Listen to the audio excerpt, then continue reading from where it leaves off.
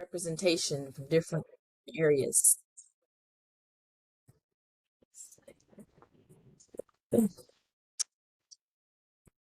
All right. Whitney, you want me to just jump on in or? I think we can go ahead and get started. Looks like we have 18. We have a few more that might jump on for what's going on. Yeah, let's go ahead and get started. We can know some right now. Good morning.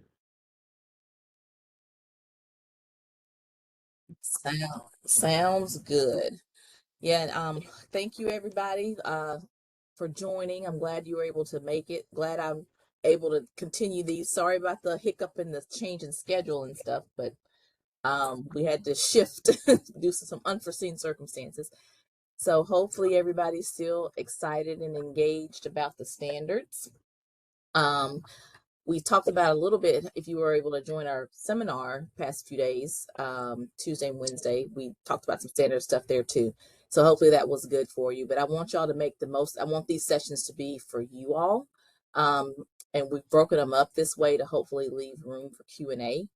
And so come with your questions on each standard that we're working on, and even other things. And that way we can hopefully get your answers addressed and get you moving and grooving with the program standards. So it looks like I'm seeing, thank you all for putting it where you calling in from, where your health district is in the chat.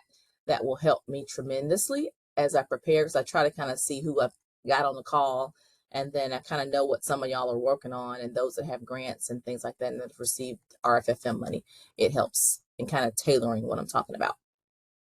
So I'll jump in, and I believe I'll go off camera in a minute too, because it goes in and out on my side and it looks really strange. So I'm going to try to conserve internet. But I believe they all have, you said you put in the Teams channel, Whitney, the participant guide for the workshop? Yes. So Okay.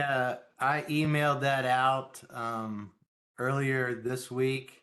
So hopefully everybody received a copy of the 2 attachments. If not, it is also available on the Retail Flexible Funding Grant Program Standards Teams channel as well.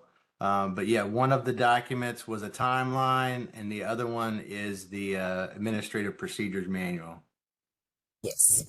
And we'll use that manual you'll use throughout these sessions. Basically what I'm doing is, if you've attended it's a week-long workshop face-to-face, I'm breaking that up into portions to hopefully tailor it more towards you and folks that are working on different things so you can get more out of it. So a lot of the questions that we'll ask at the end of each portion are in that manual. So I'll try to remind you and reiterate that too. And then I'll put links in the chat. So if hopefully folks have access to the chat, because periodically as I'm talking today too, I will put links in the chat. And I want to thank Whitney again for sharing my slides, because I tried to share them earlier and I wasn't able to see the chat. So this will help me in engaging with y'all and getting your questions answered and whatnot. All right. Well, that said, I'm going to go off camera. There we go. So I can see my screen clearer, and we will get started with program standards. So we'll start off with breaking it up, and we're going to talk about administrative procedures first. And then later this morning, we are going to go into standard 3. And you may say, well, why are we breaking it up like this? Why aren't we starting with standard 1? Well, we like to start, when I do these, I like to start off with the standards that have where the self-assessment and the verification audit are basically similar, or they're the same.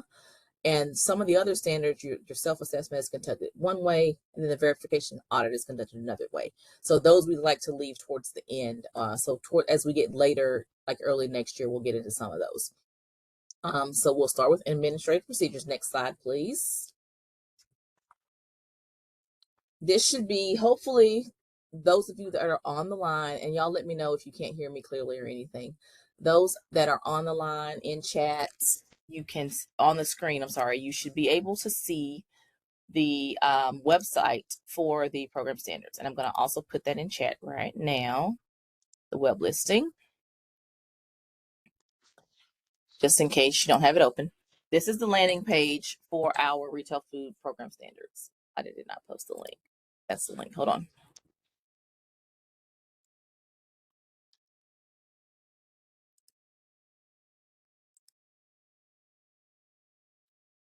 Here we go. Let's try this. So that is the link to the retail program standards from our FDA website. So this is where you can find all updates. The screenshot here has 2022 retail program standards, but that's an old screenshot. We are currently on the 2024 version of the standards. We are expecting the 2026 version to come sometime next year. We're thinking March, April timeframe. You may know that every 2 years we have the Conference for Food Protection, or CFP, and during that conference, that's where the standards are deliberated and they're changed or updated, things are added. And we'll talk about, once we get to Standard 3, there was a new section that actually was added to Standard 3, fresh off the presses. So you'll hear about that when we get to that portion today. So this is where you will go to find anything about the standards. You would then scroll down and you will see a blue button or a link that will say 2024 retail program standards. Next slide, please.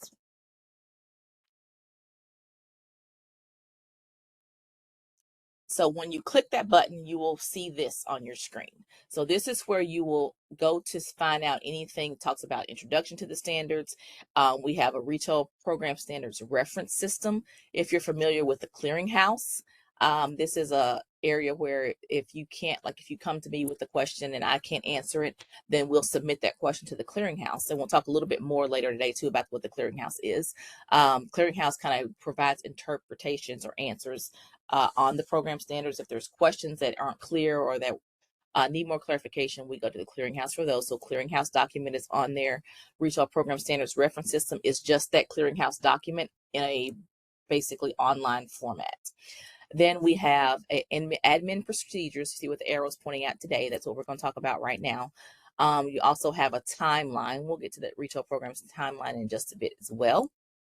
And then the National Registry Report, that's the 3958 form. So we'll talk about that later too, but anytime you update your standards, you do your self-assessment, your verification audit, if you have a change in who your standards contact is, like for example, not all program managers are my program standards contact, because the program manager may assign that duty to someone else, to a supervisor or to a manager in their division, and that's who the contact is. So anytime those contacts change, we ask that you fill out that 3958 form. So it's all encompassing. We'll talk about that later too. And then there's a self-assessment verification gap analysis tool. That's a tool that you can use to kind of show progression. We like to say that the standards are not necessarily a one step all where you got to meet every standard. It's a way to help you develop and improve your program. So you can use that tool, will show you progression. Like this year, you may not meet, say, standard 4, but you're going to work on it for next year and you can show the percentage with your regression. That's what that gap analysis tool is. So all kinds of little things hanging on the website that you can check out. All right, next slide. And if I'm going too fast or too slow, please let me know. So in admin procedures, some of this I already hit real quick, but I wanted to just point out that this is kind of tells you how to walk you through what you're going to do with the standards. So you're enrolled in the standards. So now what do you do next? Well, you have to complete a full self-assessment first, and then you report that to FDA. So self-assessment of all 9. And like I said, we'll go in more depth with some of these in a minute. You do your self-assessment. So you're going through and you say, oh, I met standard 7. Looks like I've met standard 7. So then you're going to request a verification audit. We'll talk about the requirements later to who can do that verification audit for you, and on the standards that you believe you meet. And then once you do all of that, you're going to put all of it on that form 3958, email it to me, and we will update the registry. And I'll talk about the registry later too, because it's not being updated right now. But next slide.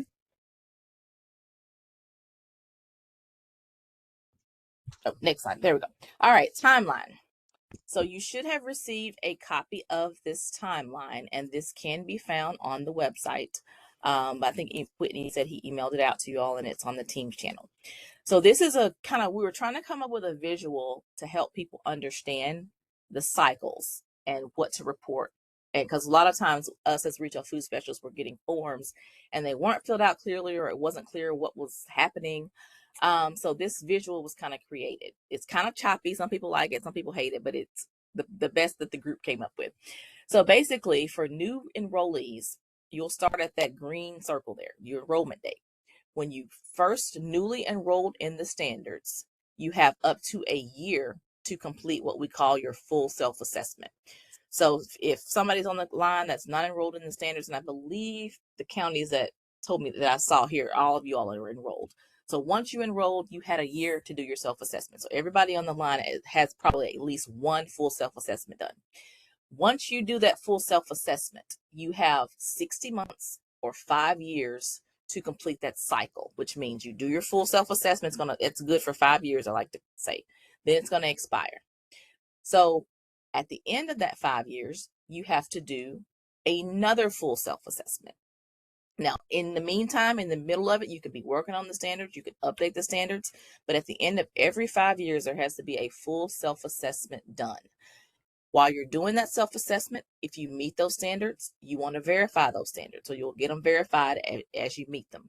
So that's quite kind of how the cycle goes. It's 5 years, every 60 months. Each time you do a full self-assessment, each time you do an update on the standard, you want to make sure you fill out that 3958 form and send it to me so we can update our processes and our internal systems and databases.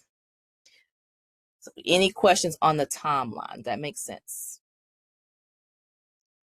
All right, next slide. We do have a few newbies, so that is very good information to cover. We do have some people that are getting ready to enroll, so very good.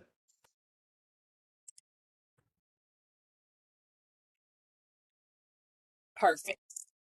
Good. And if y'all have any questions about this and it doesn't make sense, please email me and we will go from there. Oh, sorry about that, y'all. I gotta turn my phone off. So this is going to reiterate again what the visual said. This is just the verbiage, I guess. So once again, once you're newly enrolled, the standards require you to complete a self-assessment within 12 months. So you got up to a year. This is a full self-assessment. So basically you're going to go through those worksheets. You're going to walk through the processes to see where you are, where your program stands. You got a year to do that. Then after that, you have to do it every 5 years or every 60 months. Okay, next slide.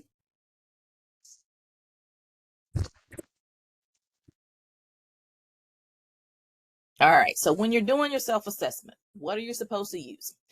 Well, we always recommend that once you're doing a full self-assessment of all 9, you want to use the most current version of the standards.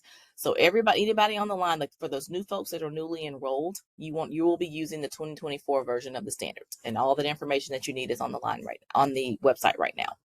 Now, if you're a jurisdiction that is enrolled, you've been working on the standards for years, you're in the middle of one of those assessment cycles, like some of you may be on your 2nd or 3rd cycle or even your 4th cycle, then you can use the version that you started your assessment on.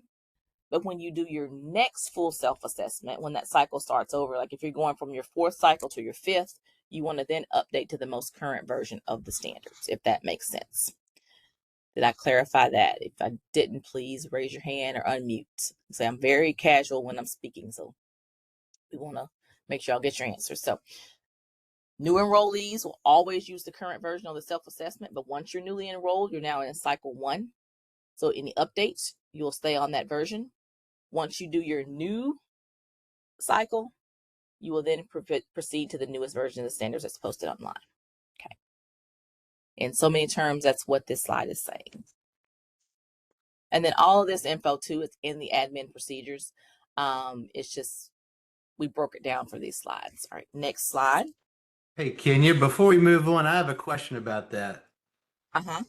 Does the FDA, do they keep the different versions of the standards available online? Like, let's say that you did start, let's say you're in year 4 and you had started with, the 2022 or whatever version, and you're getting an audit and the auditor needs to get a copy of that. Do they archive those? They are kept not online. However, we have them on our internal SharePoint site. So Okay. if there are jurisdictions that is your situation, you can reach out to me and I can send you links to them. Okay. Or I can download them even probably in Teams on the team site. I can possibly download them if you need them on the team site. Yeah. Okay. Thanks. Yeah. But good question. And the reason we do not, and I see Jessica had the same question, the reason we don't post it on the website is because we want people to eventually on your next cycle to get up to date on the current version, because they from time to time things do change, but we do have those archived and available for those that need it. Great question. So verification audits. So we talked about self-assessments, when you complete them, how often. So what's the recommendation for verification audits? Well, once you have done your self-assessment and you feel like you have met a standard, you want to make sure you request a verification audit within 3 months of completing your self-assessment of all 9. So you're doing your self-assessment once again, you said you met standard 7. Within 3 months of that date where you feel like you met, where you completed that standard 7 self-assessment, if you feel like you met it, you want to ask someone to verify it for you. Now, how long do they have to do it? It's recommended, and this date is very flexible. We just want you to get it verified. So the standard says 6 months, but once again, it's flexible. But the requirement in the standard says once you request it, you got to request it within 3 months, but you have 6 months of that date to get it done.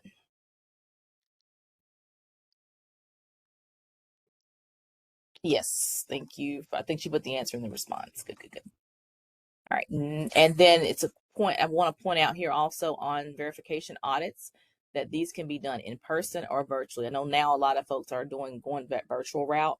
You can have your audits verified virtually if possible. All right, next slide. So who can perform an audit? So we talked about you've met a standard, you feel like you self-assessed, you've met it, you want to get it verified. Who can do the verification audit for you? Well, anybody that is not involved in the day-to-day decision making of your jurisdiction can do that verification audit. That's the only criteria that is listed in the admin procedures.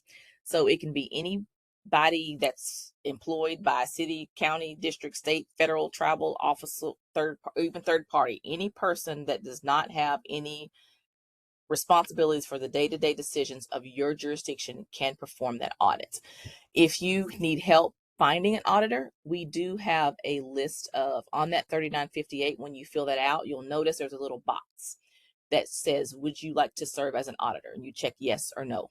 So if people come to me and they're like, hey, I'm getting audited on standard 1, I can't find anybody, or I asked so-and-so, they don't have time to do it, do you have anybody? We pull from that list and we'll send you a list of jurisdictions or folks that we know of that says, hey, we can verify or we will serve as an auditor. So I can help you find a list, find an auditor if you need one. Yeah, but anyone not employed or not involved in the day-to-day operations of your jurisdiction can actually serve as an auditor. There was a CFP, those of you that are familiar with Conference for Food Protection, there was a proposal, I think FDA actually put it forth, about requiring auditors to have a self-assessment verification audit course. Right now, that's not a requirement. It may eventually be in there. But we're not requiring that they actually go through a FDA auditor course because the course isn't offered enough. So we have more auditors than course offerings, basically. It's why that requirement is not in there yet, but we do recommend that folks that perform audits have some knowledge of the standards and have gone through one of those courses at some point. So let's see, got questions in the chat. All right, that's for OEHS. So I'm gonna let Whitney handle that one from Jason. Yeah, Jason just had a question about matching up districts that need audits, and my response was that we'd like to use our new Teams channel for that. We've had several requests that have come in directly to us to do an audit, and we've taken some of those requests, but we've also used it as an opportunity to match up districts so that they can audit each other, particularly if they've been working on the same standard, to kind of, build the bench, so to speak, on auditors. Yes. And having the ability to do that. And so we're using that Teams chat platform to kind of match up folks, put the word out there, people can see it. Maybe it's something they've been working on and can match up people that way. But so far, we haven't had any issues with somebody not being able to find someone. So that's a good thing for Virginia. Yes. That's very good. Yeah, and you all are kind of advanced in that you have that Teams channel and you can use that as a way to find an auditor. So that Teams channel, I think, is great. When Whitney first set it up, and he showed me, I was like, oh, wow, this is awesome. So that will be a good tool for you all to use to help you find your auditors. And then I see Jessica has a question. Are those auditor courses available on LearnEd?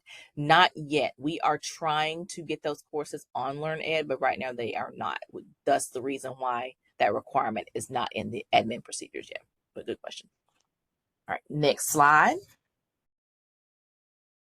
All right, so now we're gonna, so you've found your auditor, they verified it, they agree that you met the standard. So now what we ask that you do is you want to fill out that form 3958. Those of you that are enrolled in the standards, that form 3958 is going to be your friend. We've tried to edit it over the years to make it more user friendly. So as you're working with it, if there's something that doesn't make sense, please let me know and we'll get back with the work group and hopefully they can make changes to it. But we recommend that you submit that to me because I'm your retail specialist for Virginia within 30 days. Now, what normally happens is it's supposed to be updated on our website. However, that is not working right now.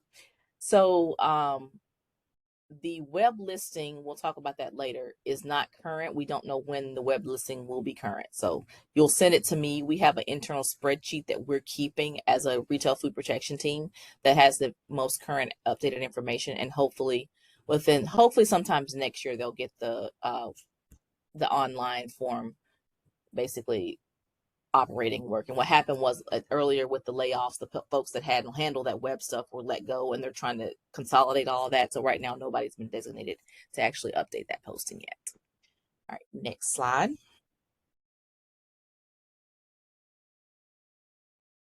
So this is the 3958 form. And all that link I sent you earlier and put in chat on our website, the fda.gov/ I think retail program standards, you will find this form. We'll walk you through kind of briefly what some of the information is that you would put on this, because I do get questions a lot of times about what goes here, how do I fill this out? You'll see the first portion is just general demographics, information on your jurisdiction. You'll put your name, email address, location of your office, phone number, best contact information, all that good stuff. In the right-hand side of the form, there's a box where you see yes or no in there. That's where you would select whether you want to be an auditor or not. So you would check those boxes there. Yeah, thank you for putting it right there, Whitney, with the mouse. And then you will go to the second part. It says information about enrollment. So for those folks that are newly enrolled, if you have not already, you would come to this portion. You would check that first box and you would say, please enroll jurisdiction in the retail program standards. And you would put the date in that you're filling out the form. And then you would be officially enrolled in the standards once you email me that form. Then it says after that, you can review. I know it's hard to see on the screen, y'all, but if you want to be removed, that listing of enrolled jurisdictions, that's the spreadsheet that is online that's not updated. But for some reason, you don't want to be listed on that, you can just say, you can check that box and we will remove your jurisdictions. That hasn't happened to any of mine, but there was an issue with one jurisdiction where they were being audited on something and they had to remove anything public facing that listed their name. So we had to temporarily pull them down. So that would be used on a case-by-case basis if you want to be, if you just don't want to be listed, but if you need to be removed from that public site. And then anything else or others used to just random stuff. Like I had someone that has changed who their program, they had hired somebody to handle program standards and they were like updating contact or something. They put that down in others. So that part's pretty self-explanatory. The third bullet down there, the update results for, like, if you're doing in the middle of that 5-year cycle that we talked about earlier, say you were working on standard 7 and you wanted to meet standard 7 for that year. And you basically got it verified. Like you sent me a form originally where you self-assessed that you met it, but it took a while to get your verification audit done. You could check that box and then you could say, updating whatever the assessment period is, and then you put the date at the bottom for your verification audit, which leads me to the bottom portion where you see the numbers of 1 through 9. Those correspond with the standards. That first column is going to be the date you completed your self-assessment, that you feel like you met the standard. If you did not meet it, you do not put a date there at all. And there are instructions on the back that explain all of this too that I'm going through right now. But you would put a date that you met the standard, and then the date that you verified goes in the right column. So it's important to know that if you didn't meet the standard, don't put a date on this.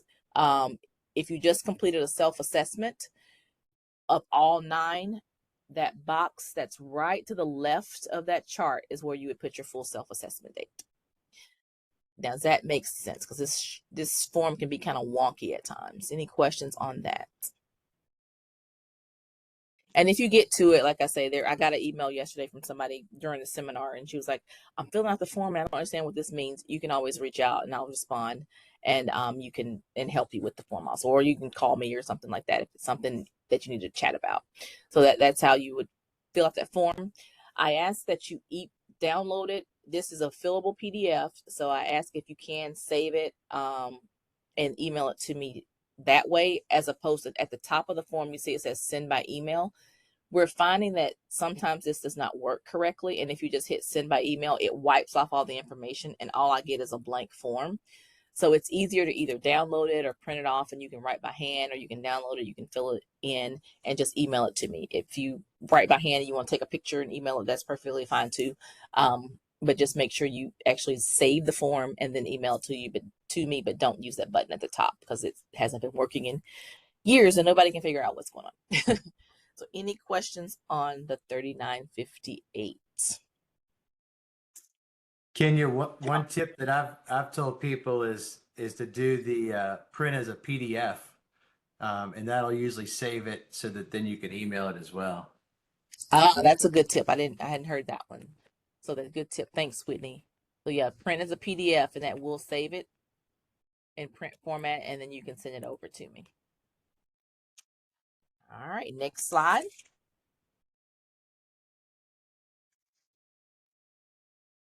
All right, we can, this is just mentioning, this is the same website, but also on that screen, if you go to Retail Program Standards, if you scroll down, we'll have events like, say, the RFFM. Whitney and I were talking earlier today.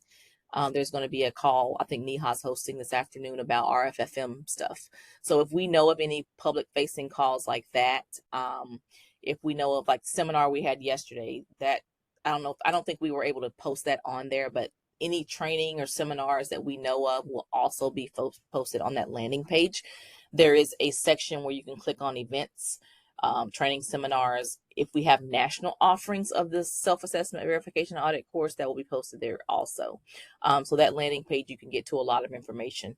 So that's basically what this slide is entailing. All right, next slide. All right, I'm going to walk through how the online listing of jurisdictions is supposed to look when it's working. But I will say it's still there on the website right now. But once again, I want to remind everybody it is not updated. We're keeping an updated list. So when NEHA goes through, like they're closing out the grants now, and they are when they are checking to see, if people met their grant deliverables, they would normally pull this up. They're not able to do that now, so they're just reaching out to us and with FDA. And Mary Beth Neeson, who is over the RFFM, has access to the internal spreadsheet, so she'll verify that if you said you're going to do a self-assessment, she'll check and see, did they do their self-assessment? So make sure if there's anything that you said you were going to do, especially for full self-assessments, make sure and I know I have a few that I received while I was on while we were shut down that I've got that I have updated. So I'm going to go through and say receive, so you'll know that I received it. But if you have a self-assessment or you met a standard and you had it verified and you didn't send me that 3958, please do it before the end of the year or before the NEHA tells you your grant time frame is ended, so that we can make sure you're listed in the system when they go back into their checks, because they do verify with us. But you would go to the website, you click on listing of enrolled jurisdictions. Next slide.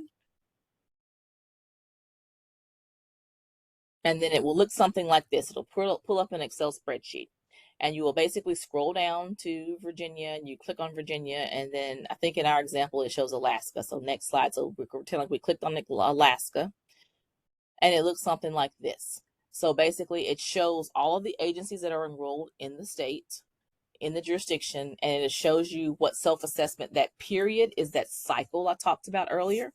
So you see, if we look at the first one on the screen, we've got Alaska Food Safety and Sanitation Program. This is their state program when they enrolled. It shows when there's how many self-assessment periods they have. They have 4 self-assessment periods listed here.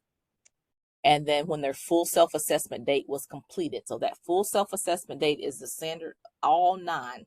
So they went through, that's every 60 months, every 5 years. This is when they did all 9 standards. And then you will see that according to their self-assessment that they did on February the 6th in 2020, they said they met standard 3, standard 4, and standard 5, and also standard 7. Now, standard 7, they got verified, if you look at the verification date, on August the 27th.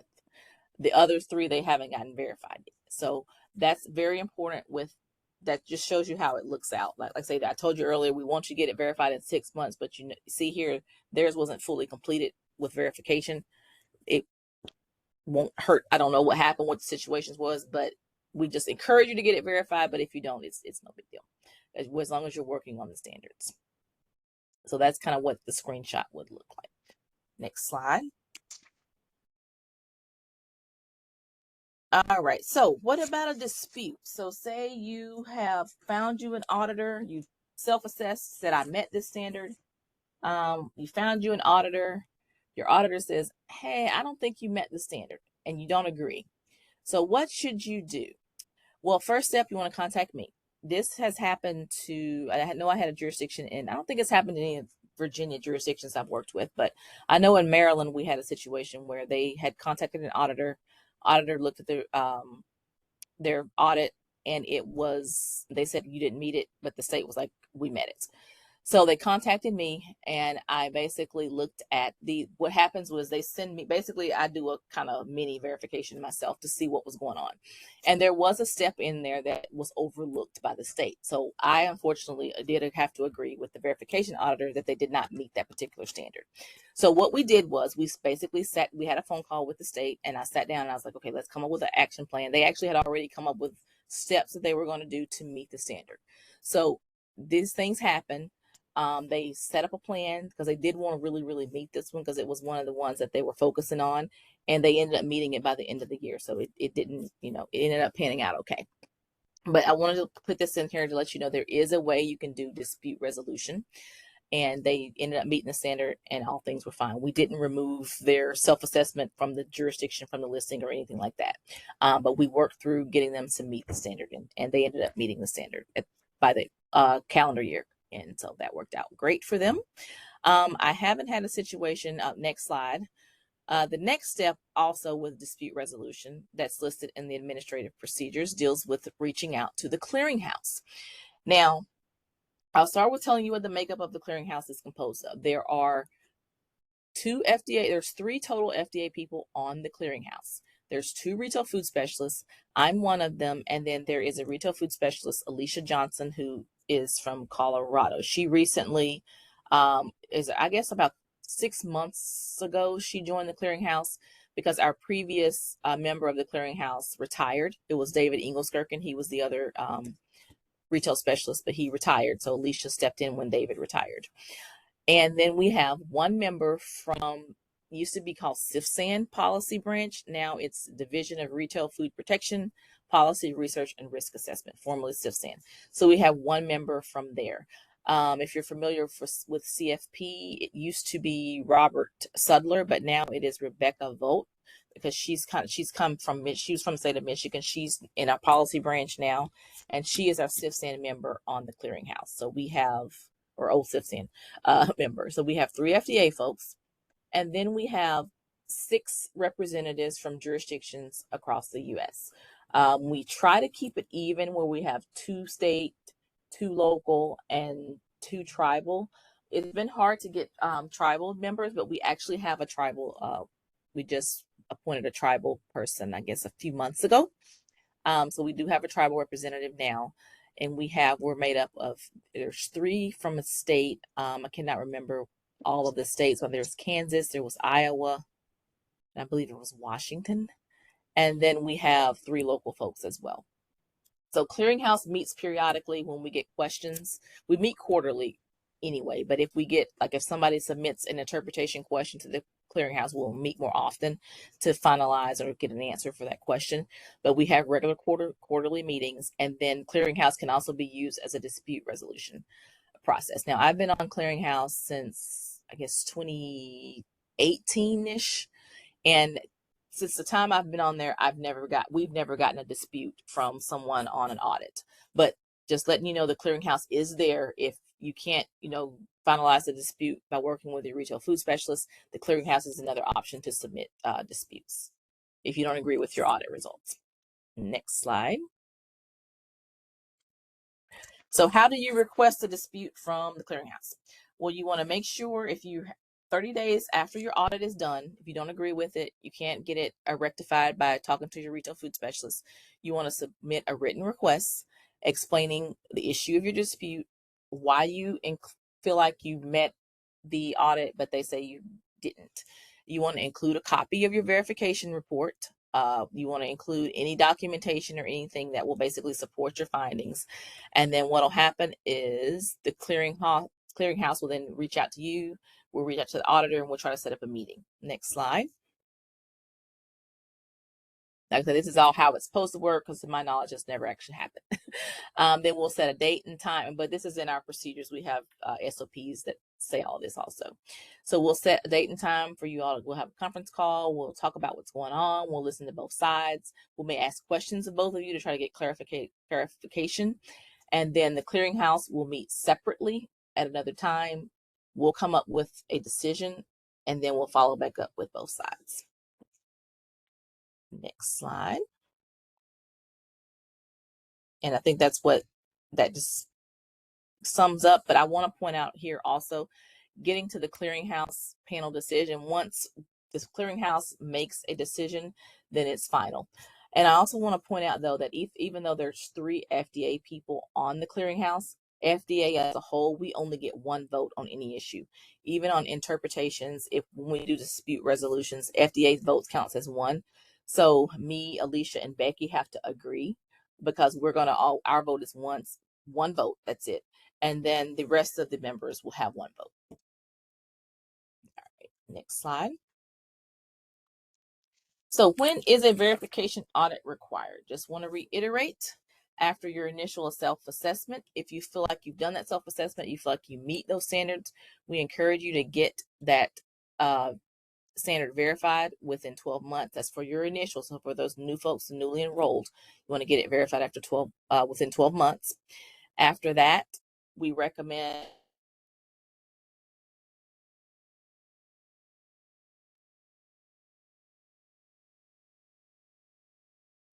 my slides. All right, next slide. I think we lost you for a minute there, Kenya. Can you repeat what you said?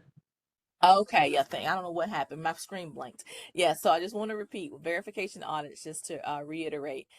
When those newly enrolled folks, you do your initial self-assessment, you want to make sure you conduct that verification audit within 12 months of enrollment.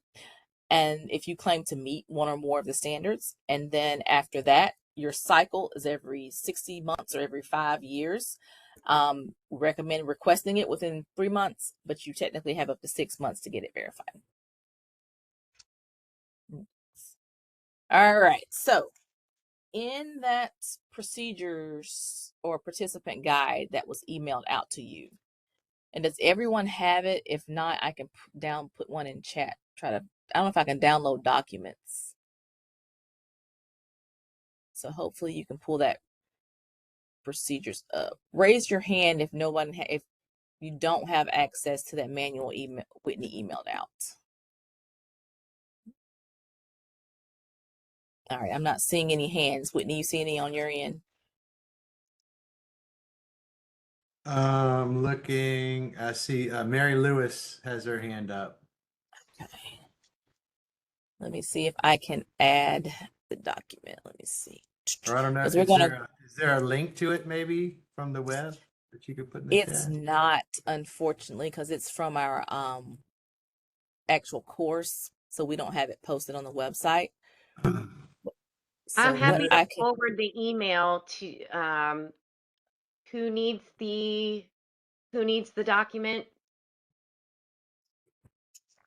I believe Mary Lewis. Mary Lewis. Okay. thank you, Jessica.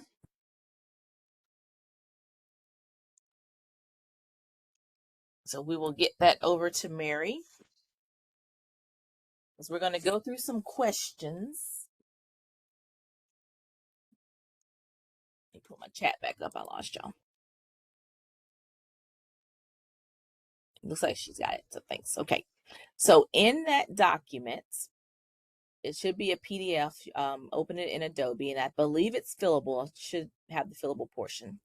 On page 38, which is towards the end of the document, you will see administrative procedures questions.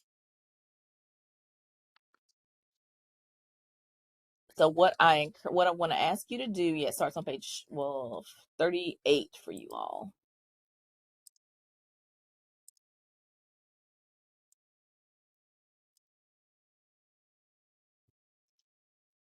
I'm trying to pull up mine. Hold on one second.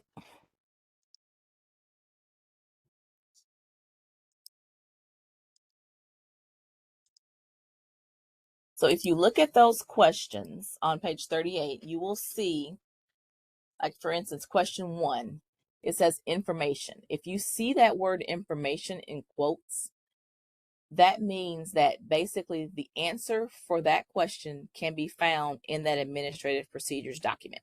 And you can find the administrative procedures document from our website. I'll put that link back in chat again. Let me just put a direct link so it'll be easier for you to find.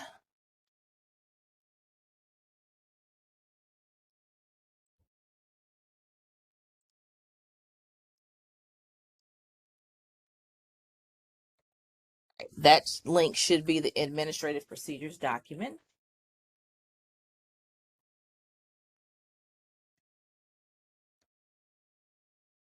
So if it has information, it's an open book test, you would find it in that document. And then if you see the word interpretation, that means something that it's going to be a combination of, the answer is going to be a combination of what you actually find in the document, and then something you'll have to maybe think about. So you have to, that's an interpretation statement. Now, if it says, I'm sorry, I told you one thing. Interpretation is going to be clearinghouse. So if it says interpretation, that is something that you can find in the procedures, or there is a question addressing that exact answer in the clearinghouse. And that clearinghouse document is also on the website. And I'm going to put the link to clearinghouse.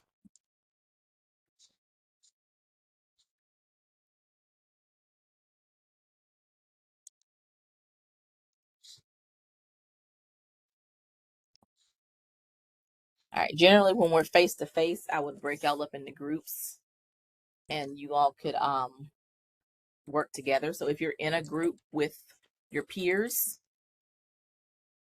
feel free to work together on these. But we'll start, we got plenty of time. I'll say we'll do 10 minutes to work on these questions. There should be 7, I believe. Let me make sure. And then we'll walk through the answers. So is everybody with me? Page 38 in the participant manual that was emailed to you all by Whitney, and Jessica just sent it back out to Mary. Admin procedures document, link is in the chat, and clearinghouse document is in the chat.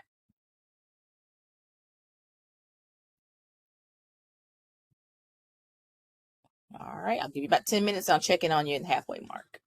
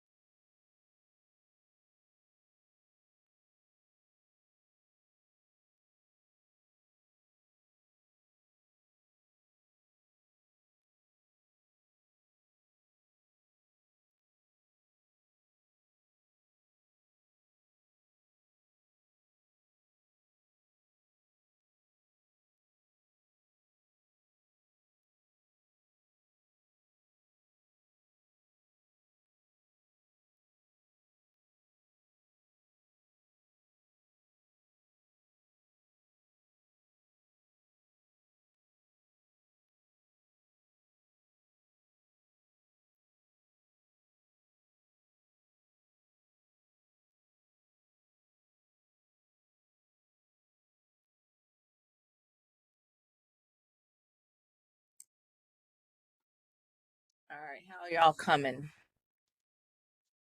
Needing more time, or see hand raised if you need a few more minutes. You still have 5 more minutes. So.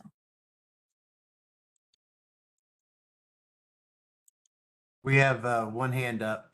They're just doing questions 1 and 2, correct?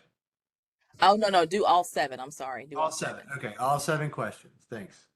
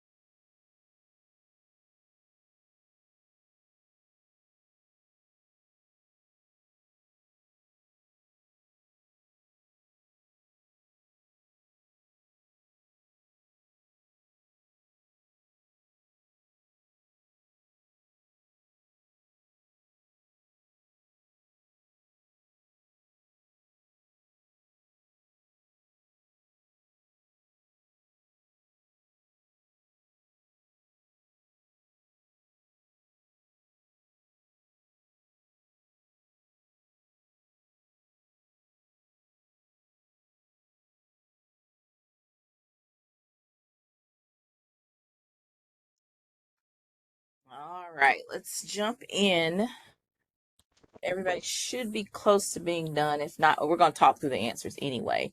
Don't advance just yet, Whitney. I'll tell you when to move on because I think the answers are shown on the next slide.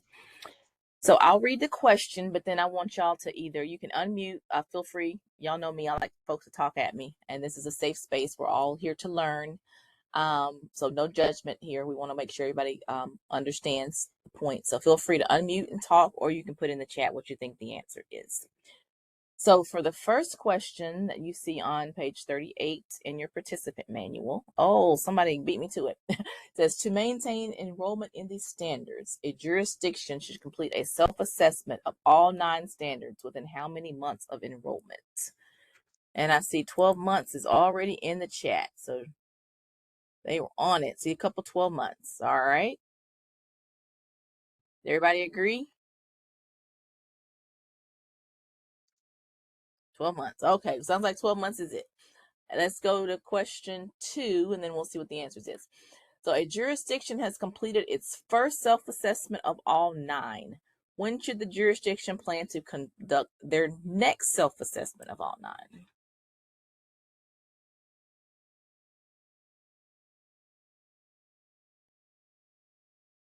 Got 36 months, 5 years, 5 years, 60 months. Okay, good. 5 years, 5 years, after 5 years. All right. Next slide, please, Whitney. Let's see if I agree with y'all. Yeah. So, cha-ching, give yourself a hand clap, pat on the back. So, yes. So, the answer to the first one was you should complete your self-assessment within 12 months of enrollment for new enrollees. And then after that, it's every 60 months or 5 years. So, great job on that one. Did that make sense? Any questions on that from anybody? All right, I see some hand claps. Y'all did great. All right, next slide.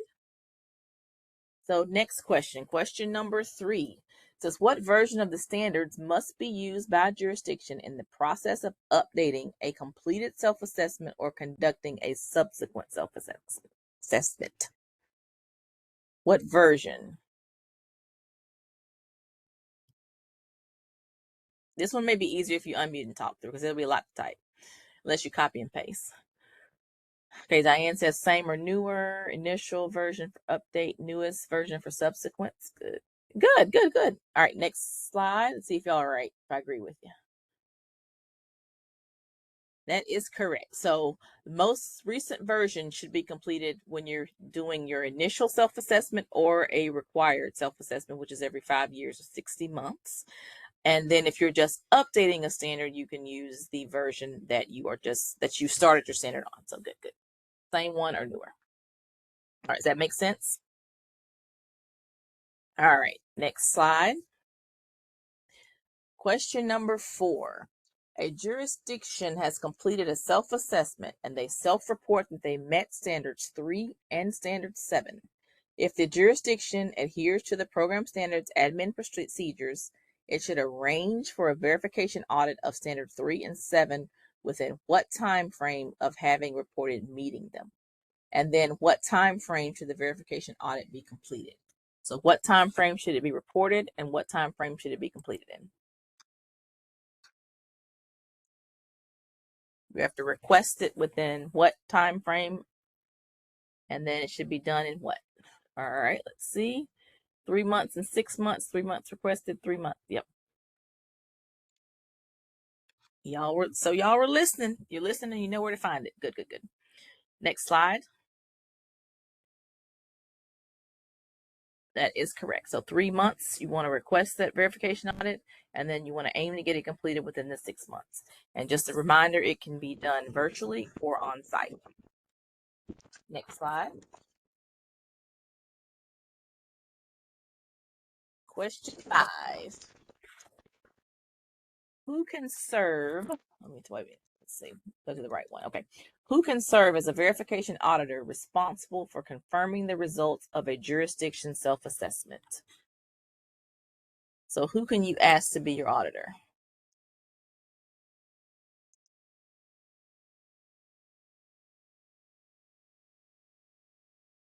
So let's see. Paul says a verification audit may be conducted by an authorized city, county, district, Yep, federal, state, federal, tribal, third party. Very good. Good. Looks like he copied right from the manual. I like it. Yes, basically anybody that does not have or responsible for the day-to-day operations of your jurisdiction. Very good. And y'all have a network in place here in Virginia in order to find an auditor. And then if that doesn't work, you can reach out to me. So that's good. All right, number 6. You can go to the next one there. Okay. It says, what process or procedures are in place to resolve disputes that may arise between the verification auditor and the individual who performed the jurisdiction self-assessment? So how can you dispute something?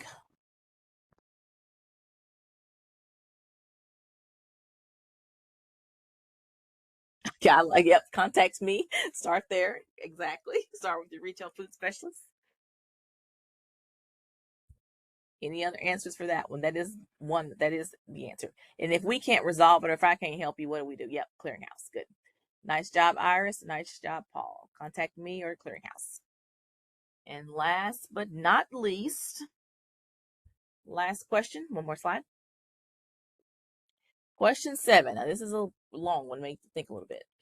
So it says, in 2022, a local health jurisdiction is getting ready to do a new full self-assessment of all 9 standards, since their previous full self-assessment of all 9 standards was completed in 2017.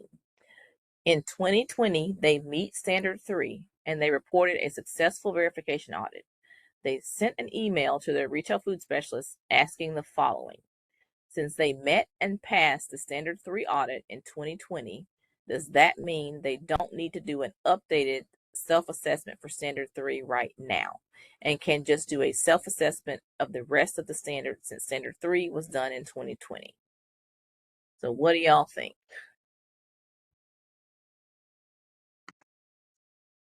If you got that email, you or me, how would you respond? They met and passed their standard 3 audit in 2020. Does that mean they don't need to do an updated self-assessment for standard 3 right now?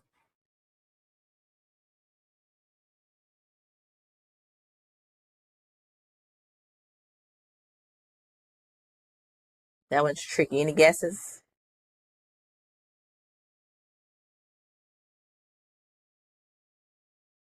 Yep, David's got it. They should do a self-assessment of all 9. Now, it's good that they met it and they passed it in 2020. They can use that information. But after the initial self-assessment, you want to make sure that you do that new self-assessment every 60 months or every 5 years. So usually what I tell people, if they're getting to the end of their self-assessment cycle, say, it's 2025 right now, and say, your cycle starts February of 2026. I would encourage you to hold that information. Don't get it verified until February, or plan it after that time frame so it can count on your new series.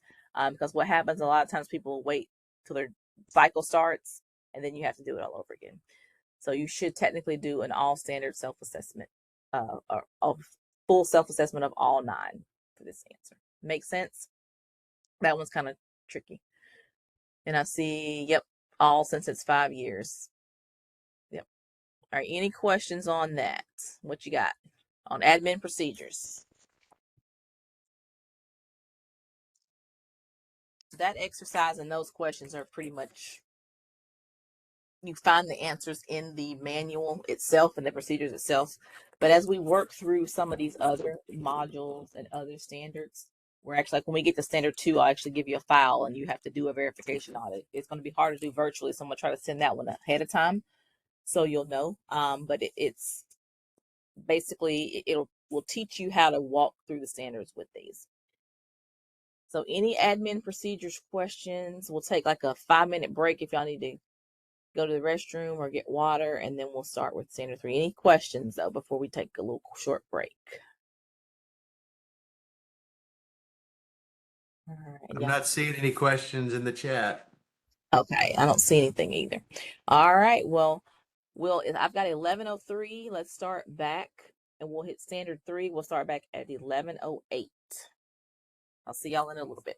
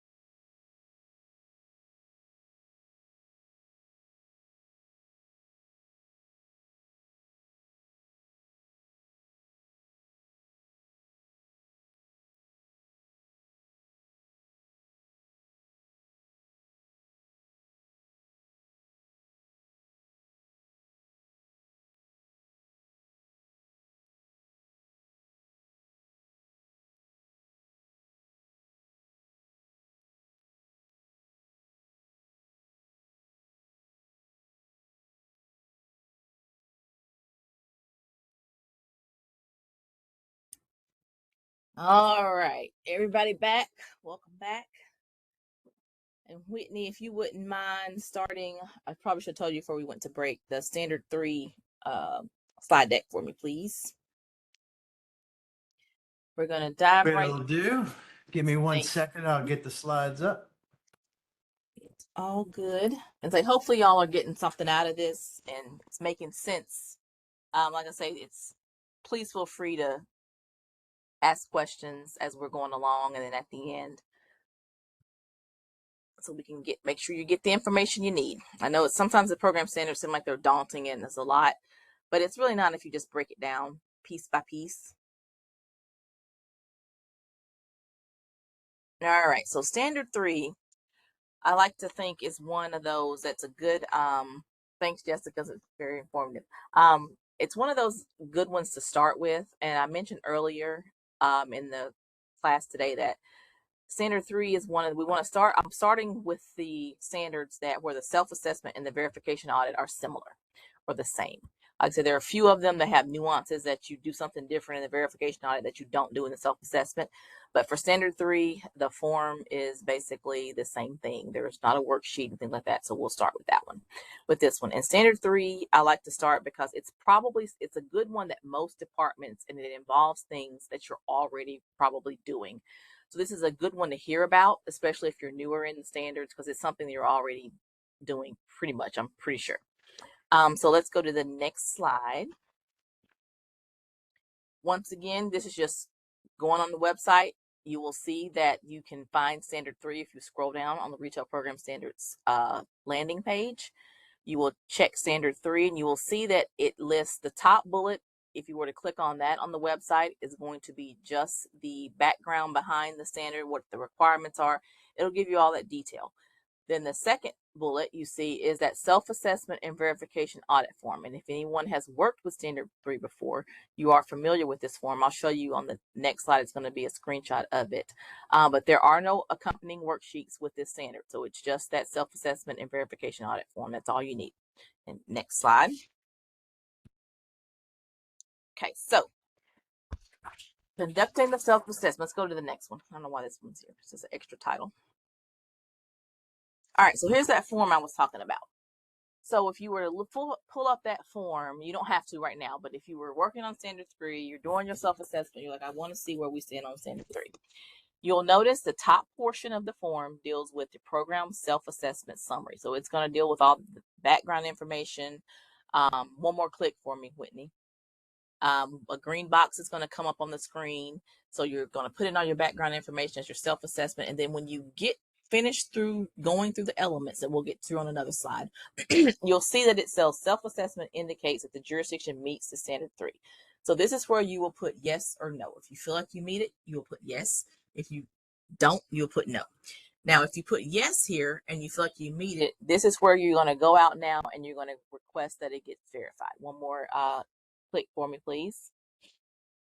And in this particular instance, you will see that your verification auditor will then fill out the bottom portion of this form and sign. All right, next.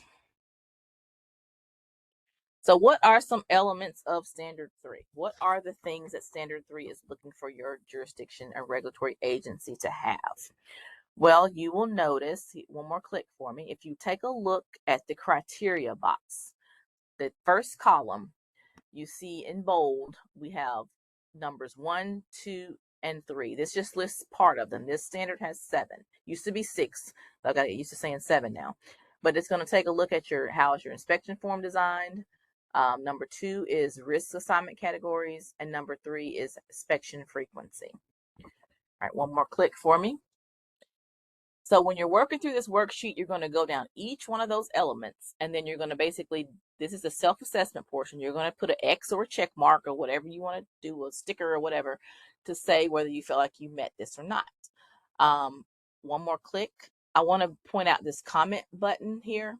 This is very important because a lot of people are good about putting comments if they don't meet a standard, but I want to also encourage you to put a comment if you do meet a standard, especially if you are referencing a document or something. Like, for instance, when it gets to inspection categories, if you have a document that defines how you categorize the food establishments that you regulate. You want to mention that here because that information could be helpful for your auditor. The auditor can come back and say, well, I don't see these categories. How are they categorizing it? Well, they can go back to your comment box because you're going to give them this form and they can say, oh, this document XYZ is what I need to reference. And that way that will help them also in doing their audits. All right, one more click for me. So comments, our comment box is your friend when you're filling out these SAVA forms. And then the next columns are going to deal with the auditor. So the auditor is going to go through the same steps you did and review the materials that you did to see if you meet these categories. They're going to check yes or no. Now for the auditors, one more click, there you go. So if the auditor picks something no, they are required to list why they feel like it does not meet. So once you get to that point, they have to spell out and say why they don't feel like you don't meet a certain one if you already said you met it. So that's kind of a layout of the SAVA form. And as we continue with these workshops, all the forms are pretty much laid out this way. So I may not go over it as in depth unless there's some little nuance to it, but you'll have just to walk you through how the form's laid out. All right, next slide.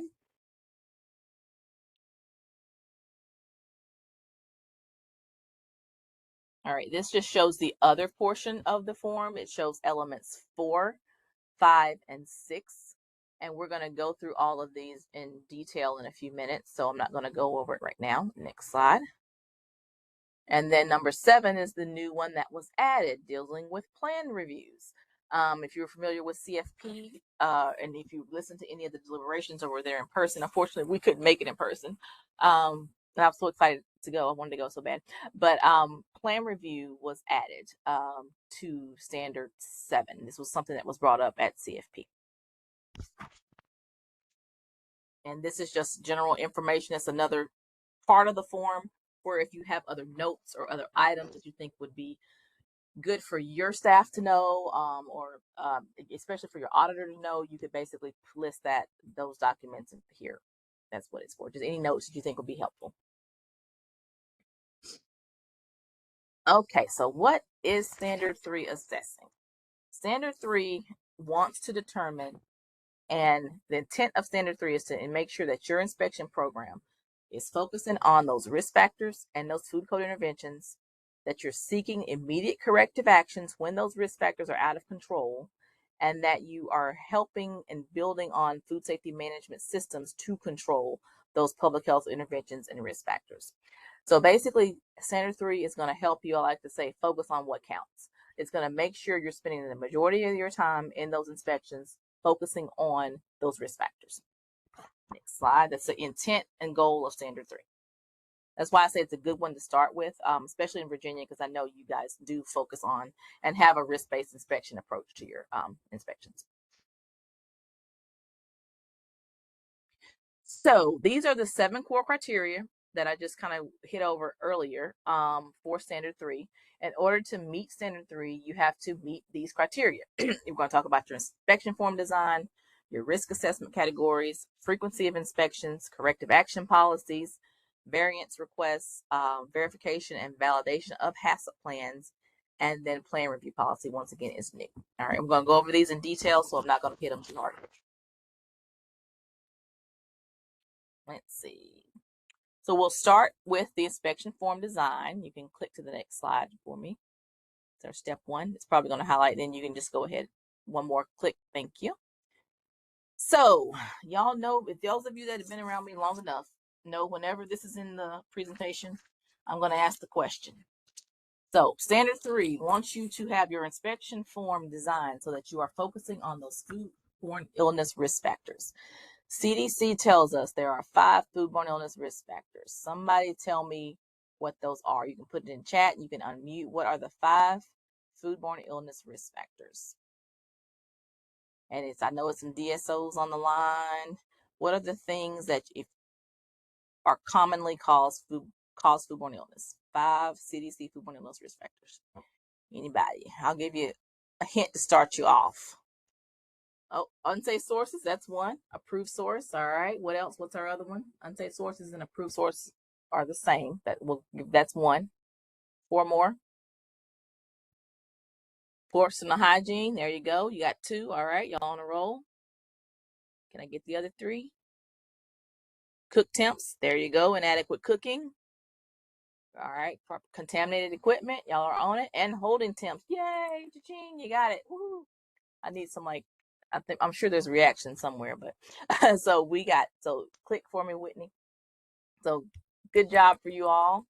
So you got the 5 CDC foodborne illness risk factors: food from unsafe sources, poor personal hygiene, inadequate cooking, improper holding, time temperature controls, contaminated equipment, and protection from contamination. So I like to say, and you probably heard me say this before, in a perfect world, if these 5 things were controlled in those facilities that you go in and inspect, there would not be any foodborne illness outbreaks. So that's in our perfect cloud in the sky world. So we want to make sure that your inspection form is designed to focus on these risk factors. All right, next slide. So public health interventions. There is also in the food code, in the annex portion of the code, kind of around where it talks about our standardization process, there's public health interventions that are listed. Hit one more click for me, Whitney. And we want to make sure your inspection design, your form is designed where you focus on these public health interventions, because these interventions are the things that will help also circumvent those risk factors and make sure they're not out of control. If they do get out of control, this is how you can get them back into control, basically. That demonstration of knowledge, that's considered a public health intervention. We want to make sure that certified food safety manager or that person in charge knows how to control the risk associated with what they are selling and serving in their establishment.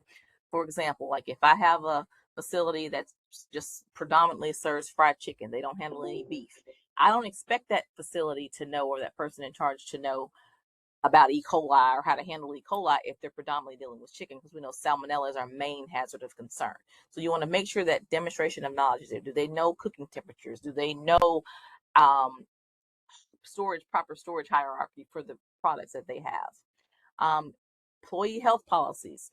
Like I said, we talked a lot about, I know there are at least 2 presentations past few days at the seminar about public health, because we're having a lot of issues with noro.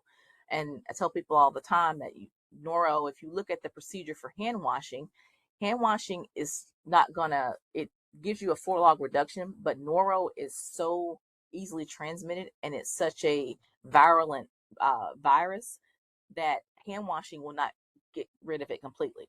So we need the 3-legged stool with that. We need yes, you need the hand washing. You need the no bare hand contact with ready to eat foods, but you also need that restriction and exclusion. So we got to have those employee health policies in place in order to prevent those outbreaks from happening. We've got prevention of Kansas of vehicle contamination. That's another public health intervention.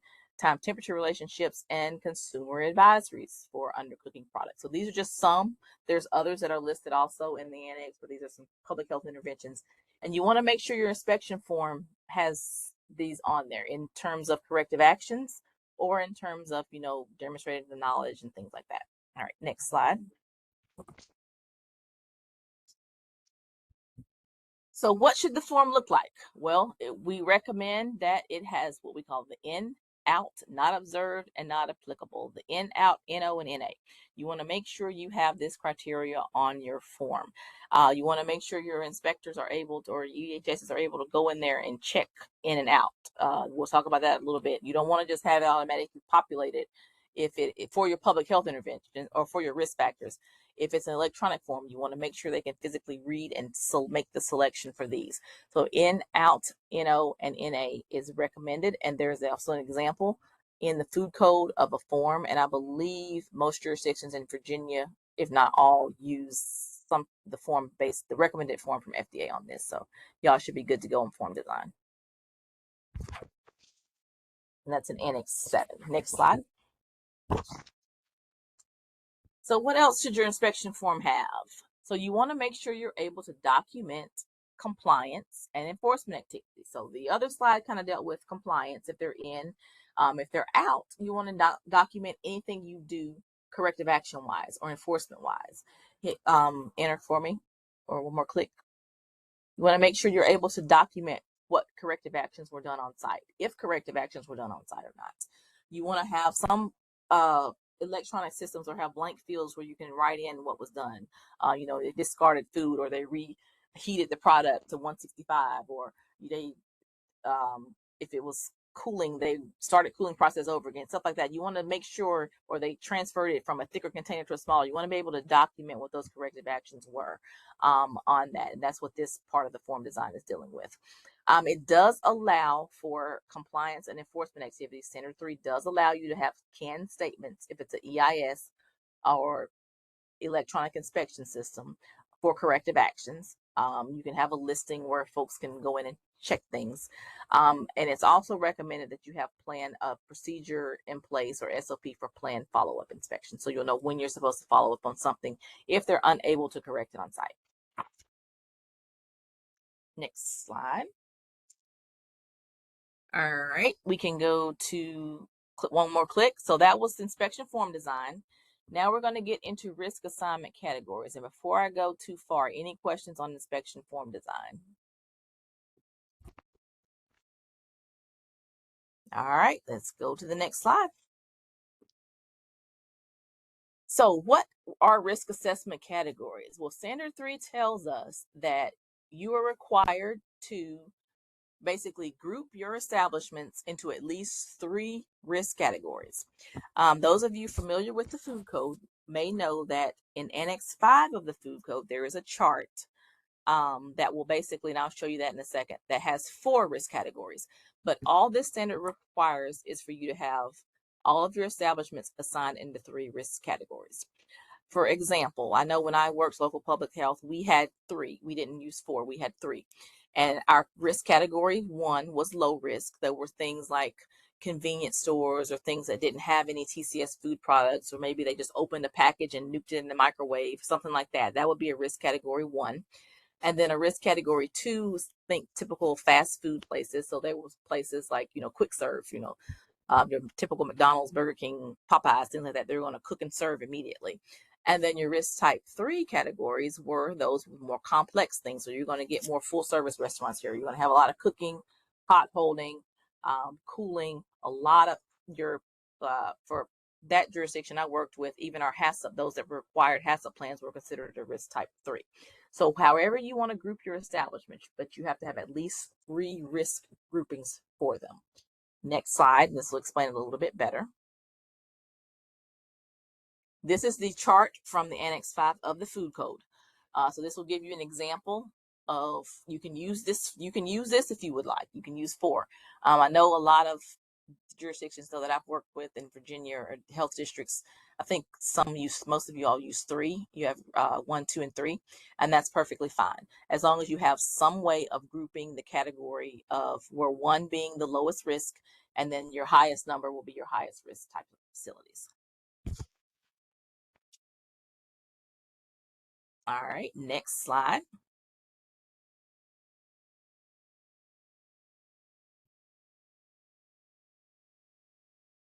Now, inspection frequency.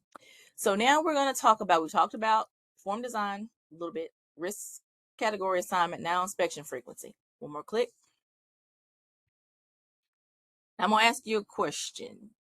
Do you know, well, it's showing up. I was going to ask you if the standard just tells you how often you have to go in a place, but it's on the screen, so I won't ask you that.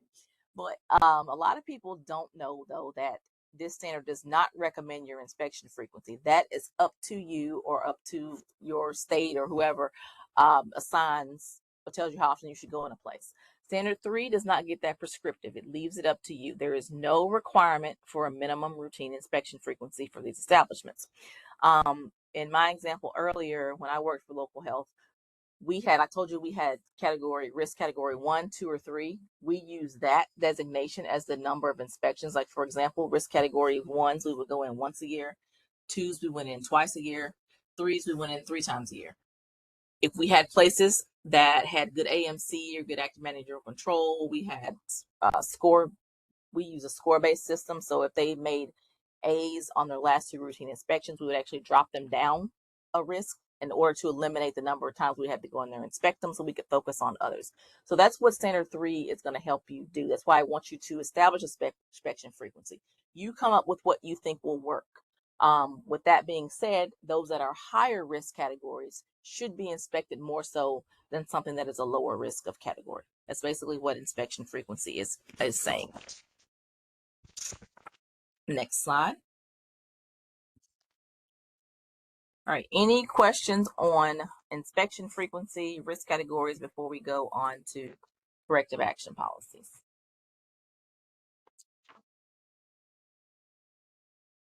All right, so step 4, fourth criteria with standard 3 is dealing with written and implemented corrective action policies. So next slide. And I'm going to slow down a little bit here. So we want to make sure that in this standard that you have written policies on site, or written policies that require that your inspectors know what to do on site if something is out of compliance. Say if you go into a facility and their walk-in cooler is reading at 50 degrees Fahrenheit and your tech and temperature product and everything in there is between 45 and 50. What do? You want to have a policy or something where your inspectors know what to do, what corrective action to take in that place. So that is what this portion of the standard is saying. Any foodborne illness risk factor and public health intervention, you want to have a corrective action policy related to that. Click X for me. Enter one more time. These are things such as, these are just examples of corrective actions, destroying the food, embargoing products if y'all have that authority, cooling, accelerating, the cooling product. If there's something that's cooling in a large container, dividing that up, ice bathing it, using ice wands, accelerating the cooling process quicker. If they're doing barehead contact, do you have your corrective active policy could be something, as far as, discarding the food they touched, but having them to use tongs or some utensil or gloves to prevent that barehead contact. That could be written in your policies and your procedures. And then, of course, reheating. If there's something that they're reheating for hot holding, they didn't quite make temperature, you want to have reheating corrective actions. So these are just examples of what types of policies you could have in place to help you meet this portion of standard 3. All right, next slide. So with these written policies, you want to make sure that, hit enter for me one more time. The standard does not get prescriptive in what the policies have to say or what things you have to utilize. Like I have some jurisdictions I work with, they use risk control plans. They have written in there, if they go into a facility X number of times and they have the same violation over and over, they automatically will implement a risk control plan. That's not required for you to do. That is up to the discretion of what you think will work best for your jurisdiction and your operators. So this portion of it is not prescriptive. These are just examples of things that you can do.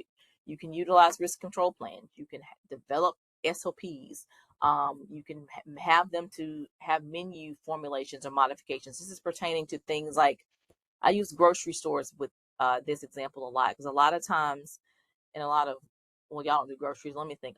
Schools. Okay, I'll say schools. A lot of times they'll get chicken or things already weighed out or pre-formulated, but the processor may change the weight of the product they're getting.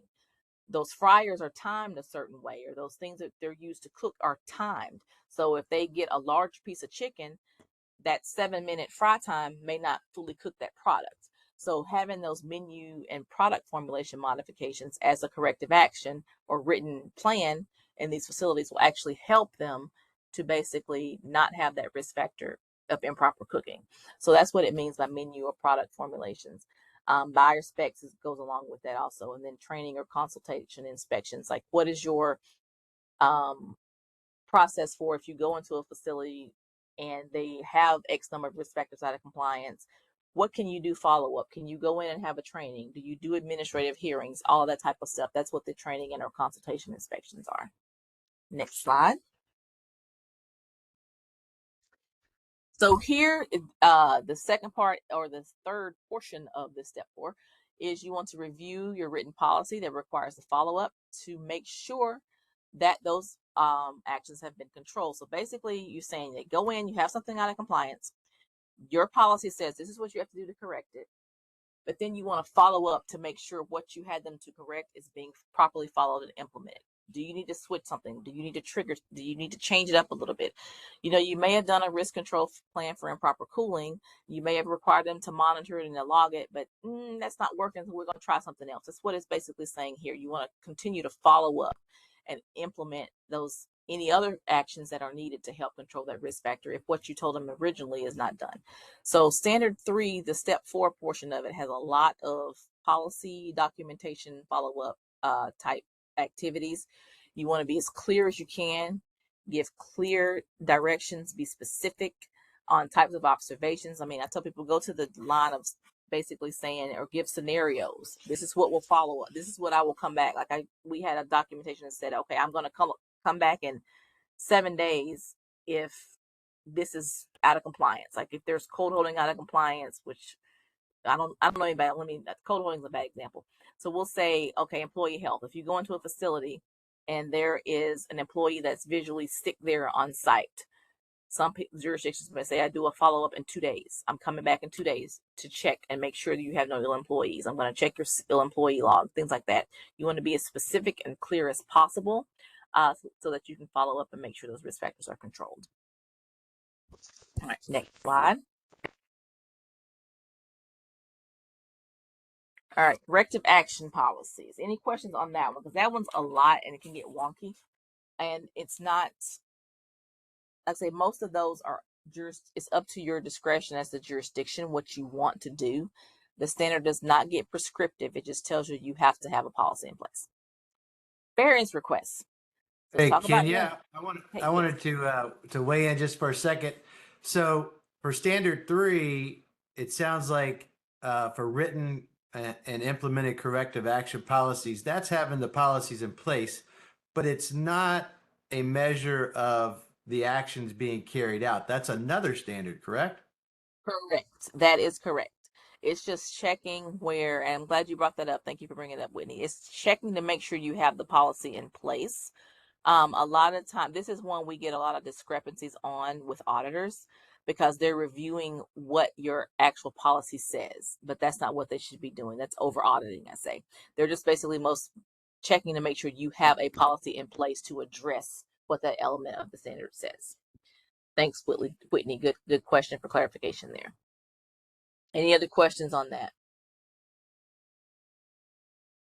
All right, let's check variance requests. Next slide. This is also making sure you have a written policy addressing how you handle when you get requests for variances. You want to make sure that that you specify what information you're required that the establishment submit to you. You want to identify when a HACCP plan is required, along with justification for the variance, and you want to outline your criteria for approving variances. Now you'll notice on here it says disallowing variance requests is acceptable, because I know in some jurisdictions, in some districts, that may not be done at the local level. Variance requests may be handled at the state level. That's fine. Your policy will be that you can just write down at the local level that you have a MOU or a procedure where all variance requests are handled through the state. That is perfectly fine for this step 5 of standard 3.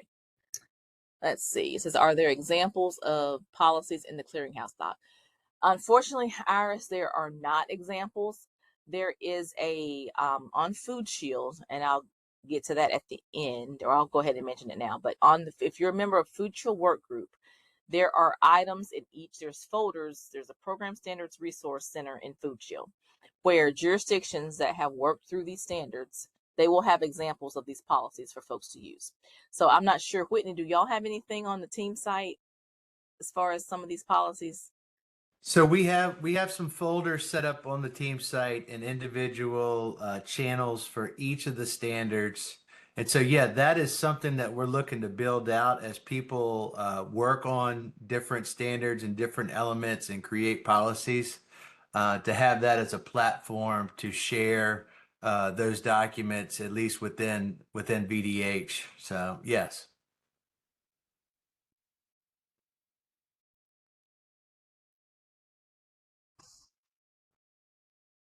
Oh, I lost you. Am I back?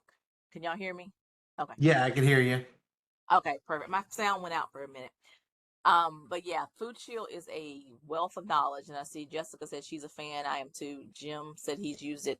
So there's plenty of examples in there. I will caveat it and say most of those examples have not been vetted by FDA, but there are some good ones in there. There's some that are better than others. So just make sure you are cautious in what you select. But from most of the things I've seen, it's a pretty good resource. But we don't vet things. Anybody that is a member of the standards and enrolled in the standards can put stuff in there. And if you have questions about anything, feel free to reach out. And like I say, once you're starting to develop these policies and utilize them, I will encourage you also to put it on your team's site so that other folks in Virginia can basically use. I say don't reinvent the wheel. If you got something that's good, just continue to use it and adapt it to your needs. All right, next slide. So variance request policy again. Once again, you have to have a written policy describing what the policy is, and you can meet this element if you have a written policy saying how you are going to address variances, or if you have a policy that says we don't accept variance requests at all. You also don't have to accept variance requests. There are a few jurisdictions out there that I know they do not allow any variances to be applied for at all. They are clear with that. They state that would allow them to actually meet this element of the standard. You don't have to accept variance requests. As long as that's your procedure, it's your procedure. All right, next slide. Any questions on variance before we get to element 6? Which deals with our HACCP plans, verification and validation. All right. Next slide. So once again, I hope you're seeing a trend here. This deals with a lot of policies. So standard 3, we're dealing with making sure that you have a written policy addressing that the frequency that you go out and verify HACCP plans as part of your on-site inspections of the facilities. This isn't not really dealing with that you accept HACCP plans or what HACCP plans have to say, but that you have a policy stating that your field staff or that your staff is going out verifying. It's this verification and validation portion of the HACCP program, making sure they're actually verifying HACCP plans at the on-site inspections. For example, if you have an establishment that is the easiest one that we usually see all the time is acidification of rice. So if you've got an establishment that makes sushi, they are acidifying the rice. You should have a policy in place saying how often your inspectors have to go in there and do a verification check and make sure they're properly following their HACCP. But you have to have a policy saying they go in and do that periodically. That's what this is saying. You want to identify areas. This allows you to basically identify areas in the HACCP plan that need to be reviewed during that inspection. So your inspectors will know what to do. Your policy should say what you want them to check when they go out there, what they should do, and how, once again, how frequency or how often they go out there to assess the HACCP plans. And I know there's some pretty good examples of this. I can't remember the name of it, but there was a good example of this on that Food Shield website, I know. And thank you. Looks like Jessica put the link to Food Shield on there. If you're not a member, there's a form you have to fill out to request with the team, and then they will send it to me and we'll approve it really quickly. So if you're not a member of Food Shield, you can request to be a member and you'll be added. So with step 6, this element will be met once again if you have a policy stating that you require your inspection staff and what to validate and verify HACCP plans during routine or on-site inspections. Or if you don't have any facilities under your jurisdiction that are required to have a food code required HACCP plan. So sometimes we will be in areas that don't have any facilities that have what we call a food code required HACCP plan. So example, you may not have any facilities that acidify rice or that cure meats or that are doing any reduced oxygen packaging. And if you don't, this standard will not you won't be hindered for that. So the standard will still allow you to pass it. You will pass the standard. You will meet this element if you don't have any facilities under your regulatory authority that have a HACCP plan. And that makes sense. I feel like I jumbled over those words there. All right, next slide. All right, this is the new one, fresh and hot off the presses. Plan review policy. So this is new standard 3 element or step. So those of you that have been enrolled for a while, this is the first time this one is added. You want to make sure that your standard step 7 says that you have, once again, a written policy on how you conduct plan reviews when plans are submitted by a food establishment. Now, I know that, remind me, Whitney, at the state, is plan review done at the state level for franchises or chains, or is it all handled locally? Locally. Okay. All right. So good. So you're different than some other jurisdictions I work with. That's good. So if handled locally, you want to make sure your policy just describes what the review process is for plan review, adequacy of facilities, equipment, procedures, and whatnot. And you want to make sure your policy includes documentation of how you show plans are approved, if they're conditionally approved, or if you're denying plans. All of that should be in your written policy. And then if you have, it sounds like it's not the case here in Virginia, but some states will have MOUs where if there's an establishment, say a chain that has more than 15 facilities in a state or in a metropolitan area, the state will review that plan for those facilities because they're pretty much going to be the same, and then they'll disperse them out to the jurisdiction.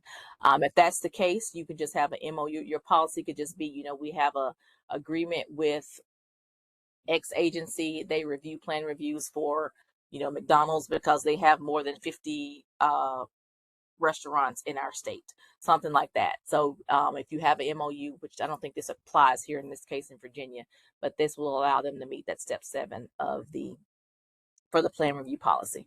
Like I say, right now, this one, since it is new, there may not be much in that Food Shield document or in that Food Shield folder for this one, but there are a lot of states I know that do plan reviews. So if you don't have a written policy and you need one, you can reach out and I can put you in touch with some other counterparts as well. And it sounds like Jessica has instructions for getting access to Food Shield. And then once again, you want to remember right now with this policy, with this standard 3, this is just that you have a policy in place. So Jason, good question. How detailed does this policy need to be?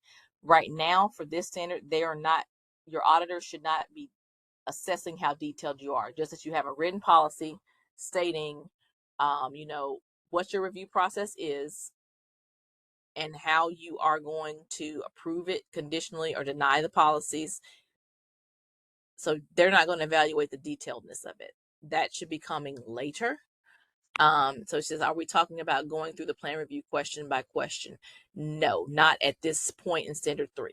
You just want to be, we're not assessing what your policy says, just that you have a written policy.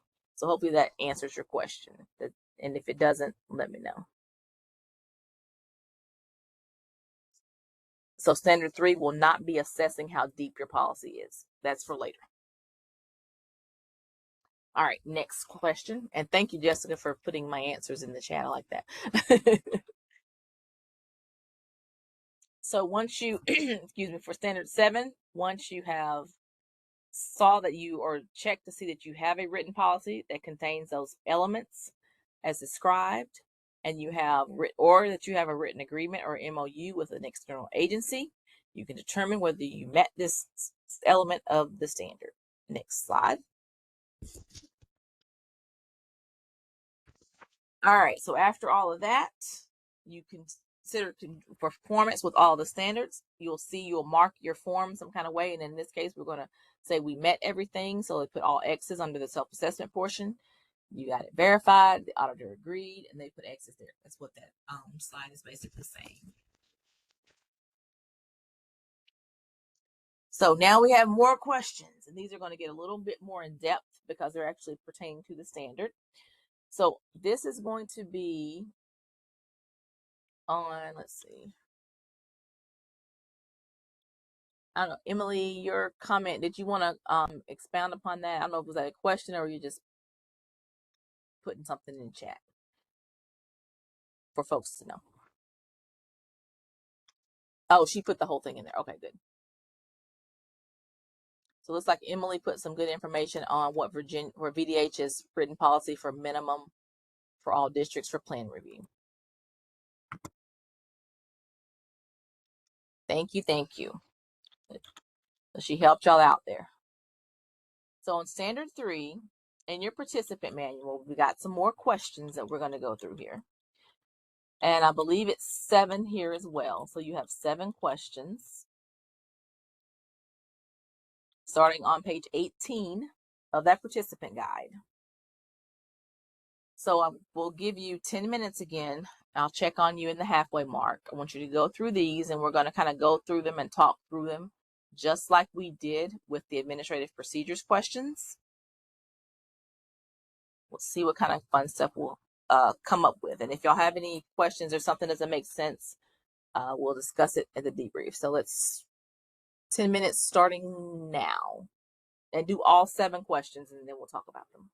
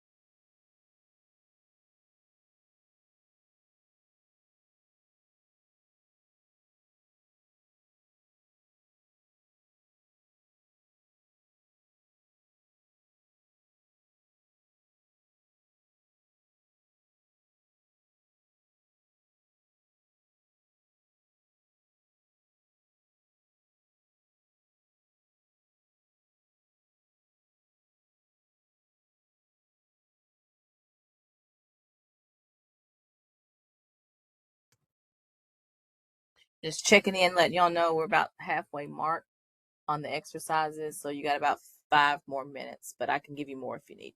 Just wanted to let you know.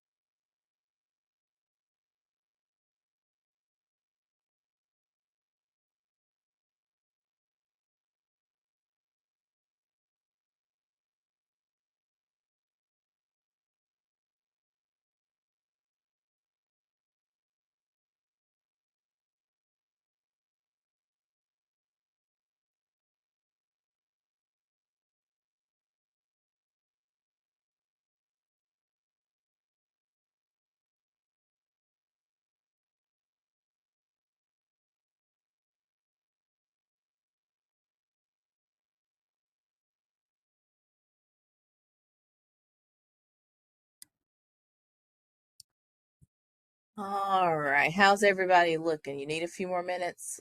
Raise your hands if you're still working on the 7 questions.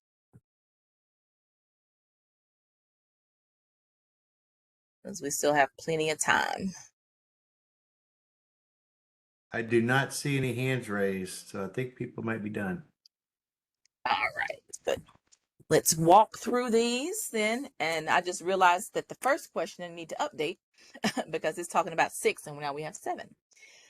So hopefully that didn't throw you off too much. We'll start with question 1 for standard 3. Describe the 6 core criteria, well, it should be 7 core criteria in standard 3 that must be verified during a program self-assessment or a verification audit. What are those 7 criteria? You can just give me high bullet points. It doesn't have to be detailed. What are the 7 criteria? Feel free to unmute or you can copy paste it, put in the chat. Let's see. Ooh, y'all are quick on the draw. So Paul's got inspection form design, risk assessment categories, inspection frequency, corrective action policy, variance request policy, validation and verification of HACCP plan policy, and program policy for conducting plan reviews. Very good. And Iris put the same thing. Excellent. Next slide, Whitney. There you have it right there. So these are the 7 core criteria. And it's very important to know that you have to have policies in place. And I want to reiterate again that this is not an evaluation of your policy itself, but that you have a policy addressing these items. Good. Next question. Next slide. So question 2. Identify the 3 essential components that must be incorporated into your jurisdiction's retail food inspection form. So what are the 3 things that we need on that inspection form, according to the standard?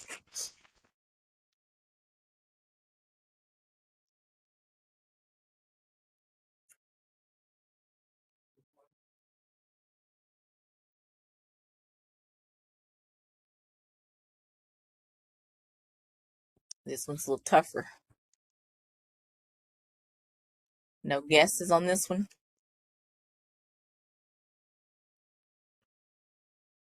All right, let's see. Yeah, I know it takes a while to type.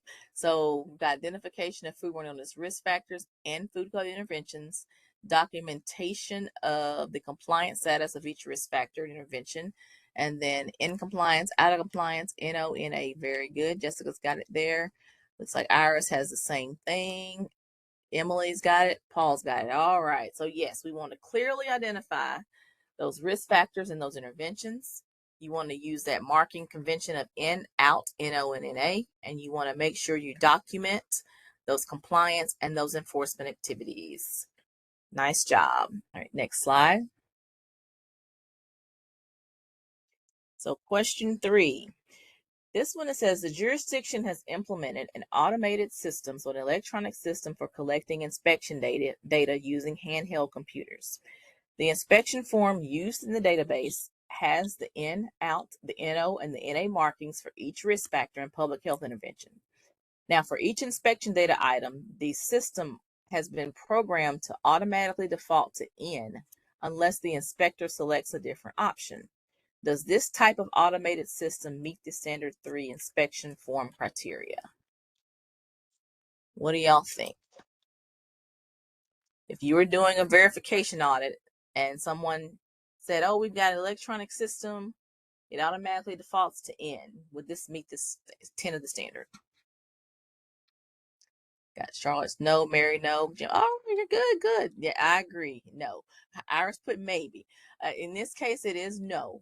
It would be maybe if it automatically defaulted to no and they had to read each one to put in, but it's basically there's a question in the clearinghouse document where it references this scenario, and this question may actually be the same one that was submitted. But basically the intent of this standard is that the inspector is able to go through each item line by line and make a selection. So you don't want to automatically default to in. So the answer would be no on this one. So good job on that one. Any questions or anything else? Any clarification on this?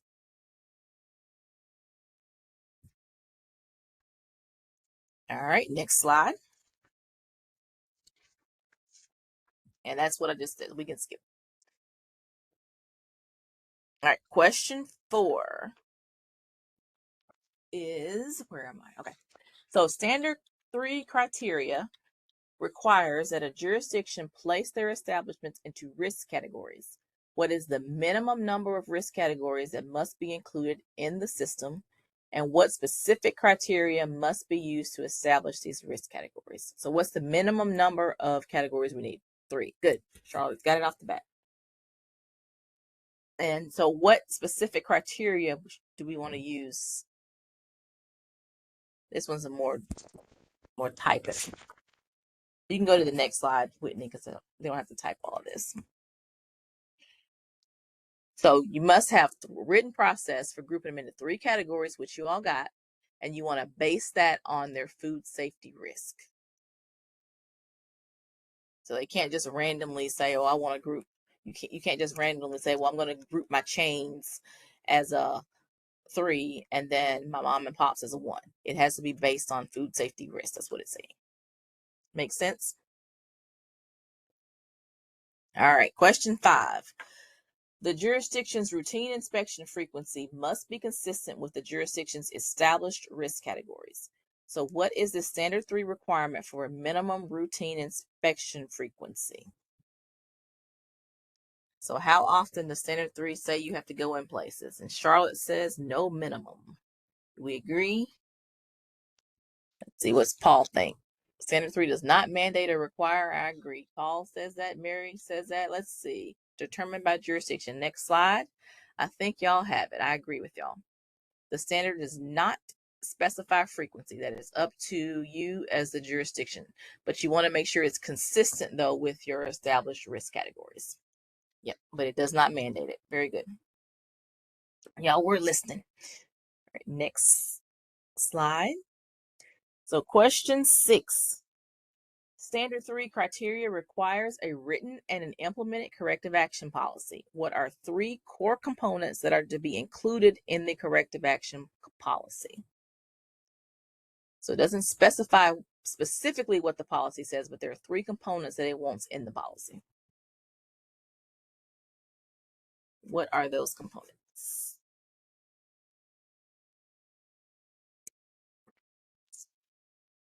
And you can shorten them. You don't have to type them out word for word.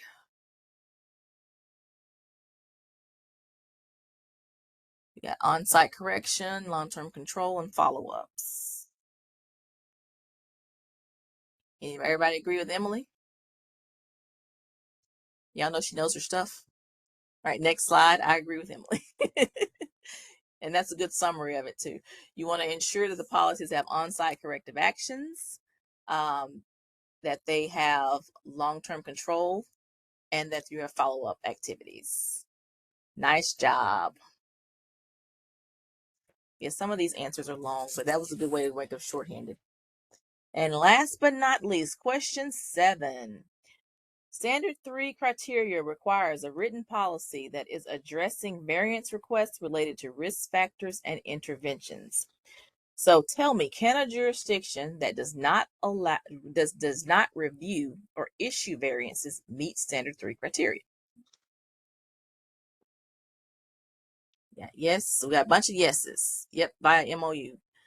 Next slide, I would agree. Yes, we don't want to penalize you. The standards is a gauge or a vehicle to help you in your jurisdictions. So we don't want to penalize you. So disallowing variance requests is acceptable. And if you think about it, if you don't allow variances, you're following the code anyway. So you are controlling those risk factors. And that is based on a HACCP-based inspection program. So it works. All right, what other questions you got for me? I think that was the last slide. I think it's just question slide, yes. Next. So what questions y'all got? Standard 3, anything?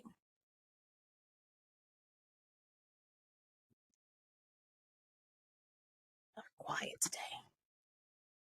These are pretty, standard 3 and the admin procedures are pretty straightforward.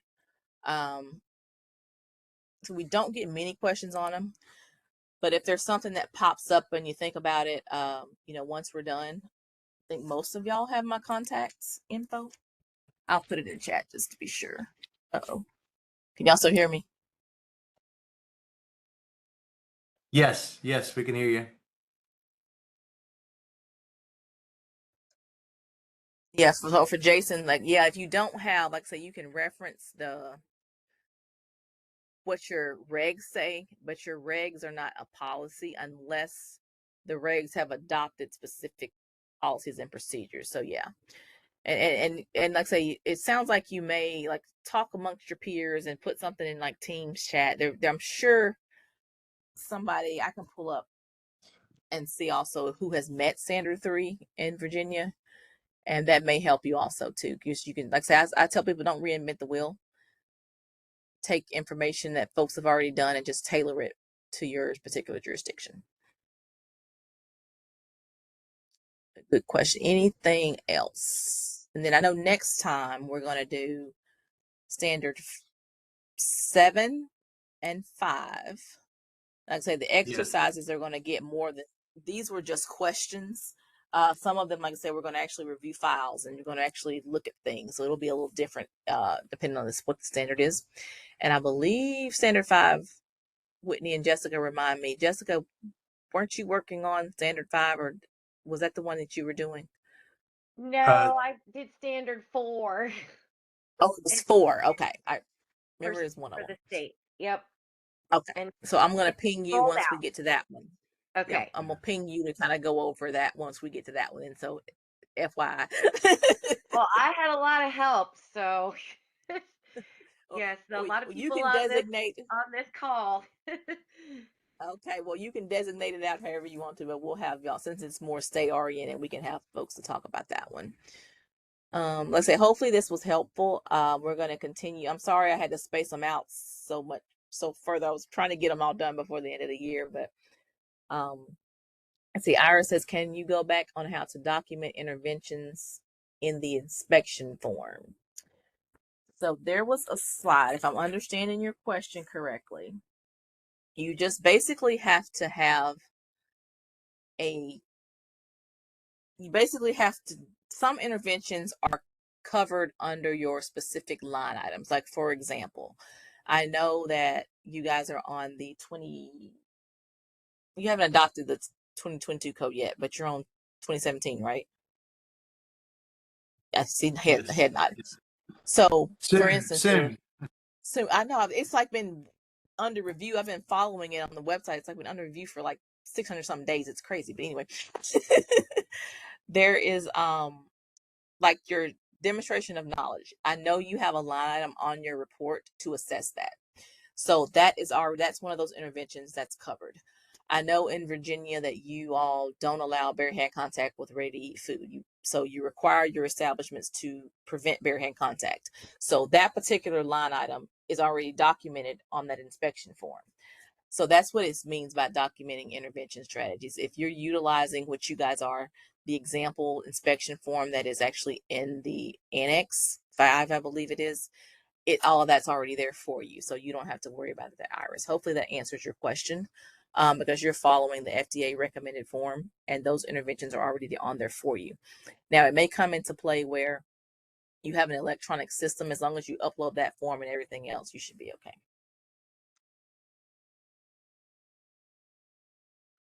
All right, any other questions? Good question. Like I said, we have until 12:30, but I don't want to take up everybody's time. People are busy, so I want to be respectful of that. But I do want to make sure we get everything addressed. Well, Kenya, I want to take this opportunity to thank you again for doing this for our staff. This has been a tremendous first session, I think. And like you said, our next session is scheduled for January 13th for standards 5 and 7. And so there'll be some reminders sent out about that. And again, you can register and train for those courses. You can keep track of your contact hours for these. And, the recording will be shared. So really appreciate everybody that attended today and participated. And good job for everybody. Thank you. Yes, thank you. And thanks, Whitney, for coming up with the idea for this. I think it's great. And I like that y'all have I'll call it Virginia. It's not an officially funded network. Maybe we can get y'all some funding, but I think this is a Virginia Program Standards Network here. So it's cool. Good. Well, All right. thank Well, you so thanks much. again.